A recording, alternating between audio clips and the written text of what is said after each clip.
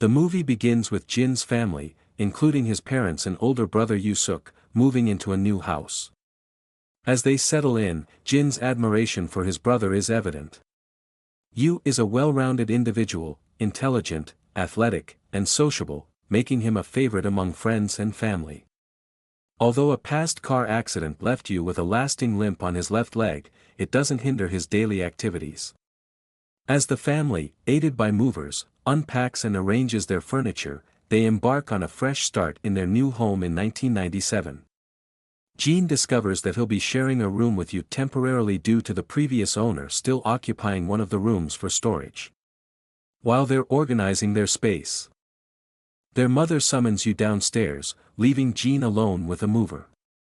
The mover inquires about Yu's age, prompting Jin to laugh as people often mistake them for not being siblings due to their dissimilar appearance.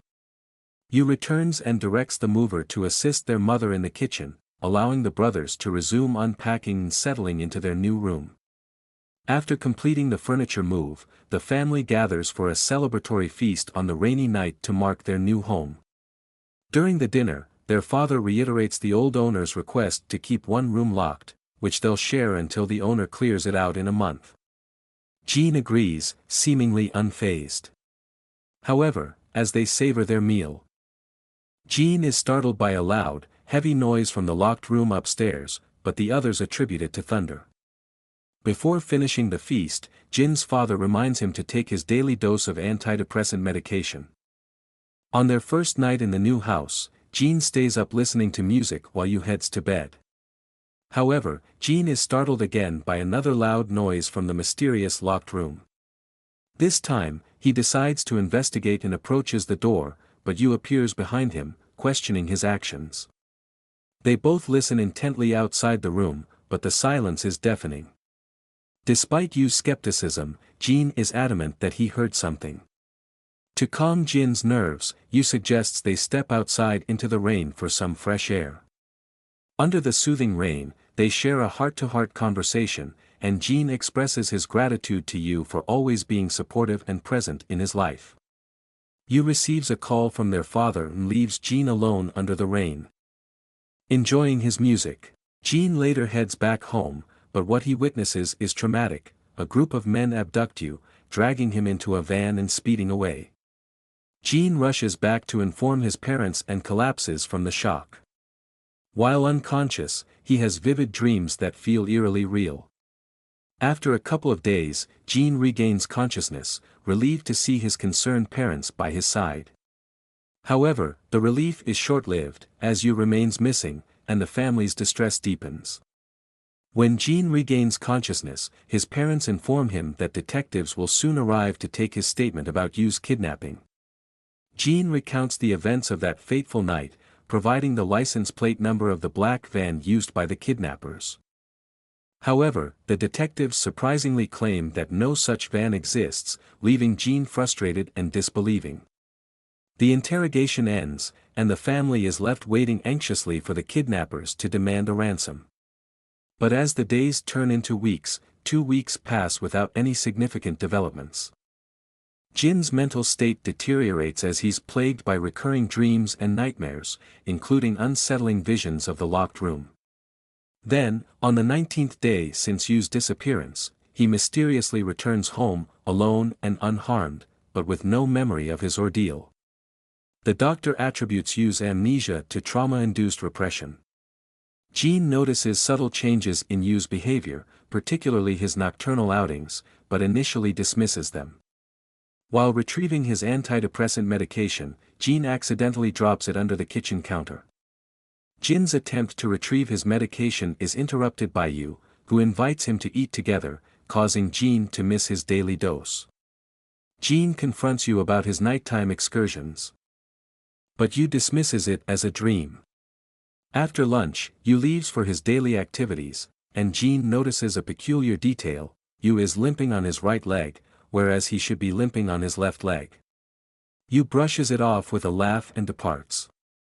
Jin spends the rest of the day studying for his entrance exam, taking a break only for dinner with the family. Later, he falls asleep at his desk, exhausted from studying. Yu's sudden and strange behavior, playing with a mechanical pen and then heading out, sparks Jin's curiosity. Jin decides to follow you, tailing him as he takes a taxi to a nearby market area.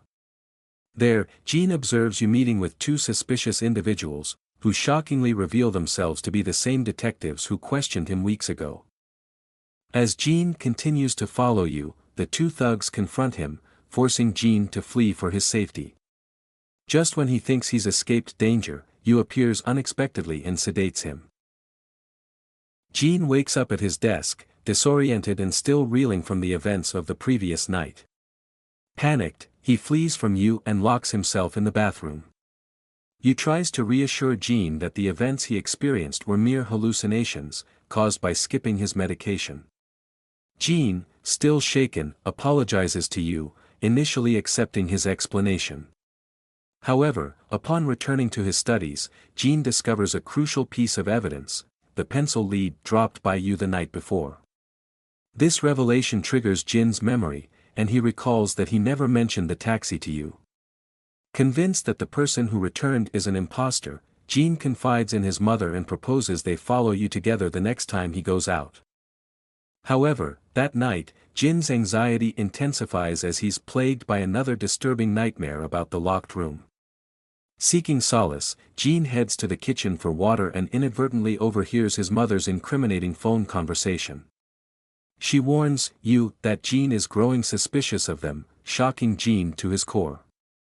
As Jin approaches, the creaking floor alerts his mother, prompting Jin to swiftly retreat outside to avoid detection. His mother searches for the source of the noise. Jin's mother, mistakenly thinking it was Jin who made the noise, heads upstairs to check his room. In a daring move, Jin scales the outer wall, braving the rain, and slips back into his room just as his mother arrives. However, his drenched state and the open window betray his attempt to conceal his escape. The mother immediately calls the father, revealing that Jin has discovered their secret. Realizing the charade is over, Jin makes a desperate escape, jumping out the window. He confronts the father at the gate, who still tries to maintain the facade, insisting they are his family. Jin's realization that his parents are imposters sets him on a frantic path. He sprints to the nearest police station, pursued by one of the thugs. Breathlessly, Jin recounts his extraordinary tale to the officers, but his words only seem to bewilder them. When Jin asserts that he's 20 years old, the police exchange skeptical glances and suggest he take a look in the mirror.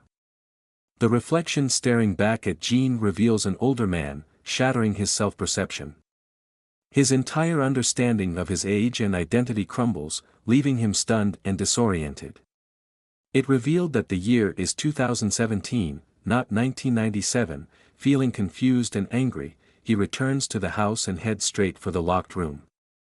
Inside, he discovers two mannequins on the floor, covered in fake blood.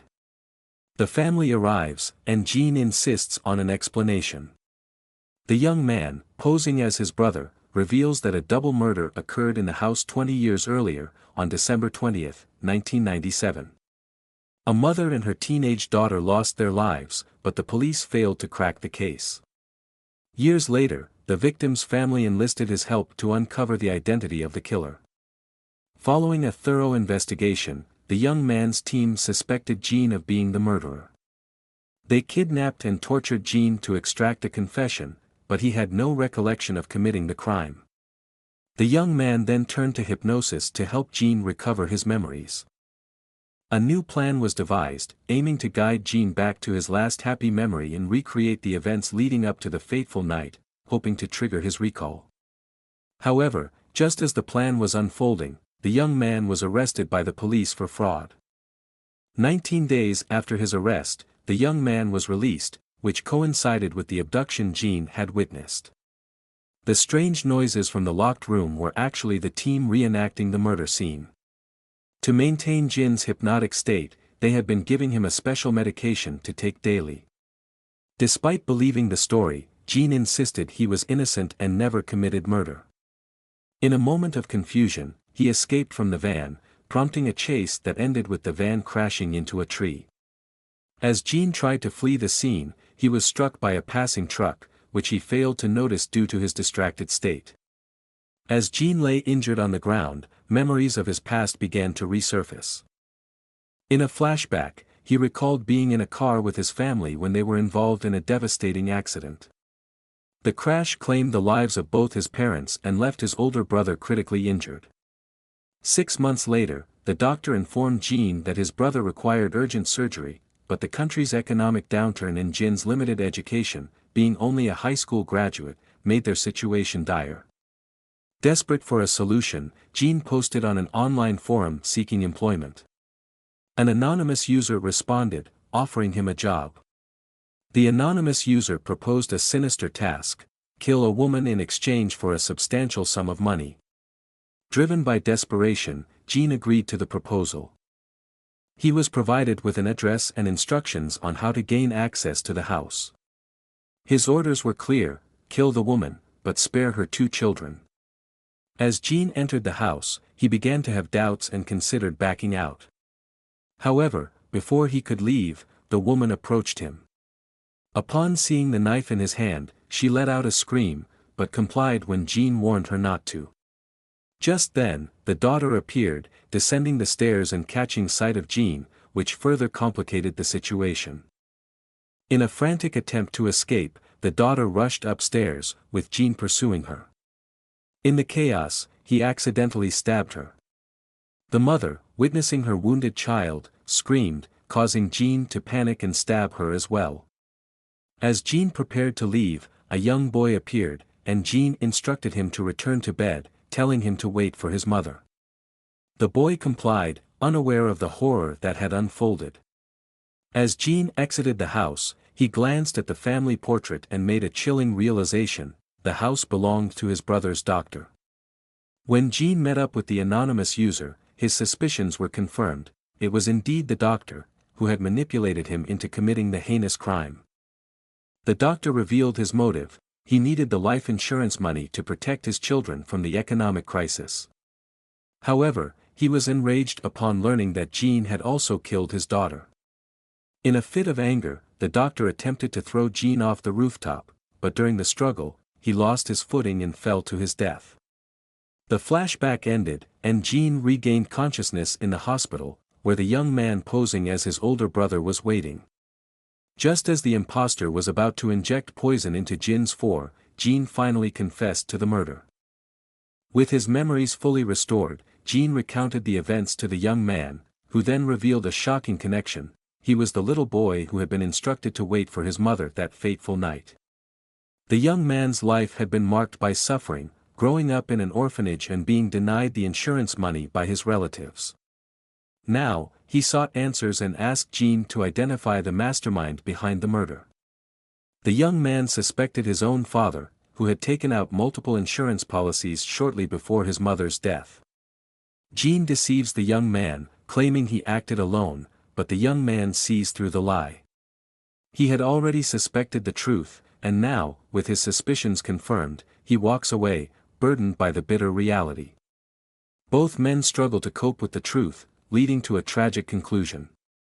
The young man exits the room, intent on jumping out the window, while Gene takes his own life by injecting himself with the poison. The movie ends here.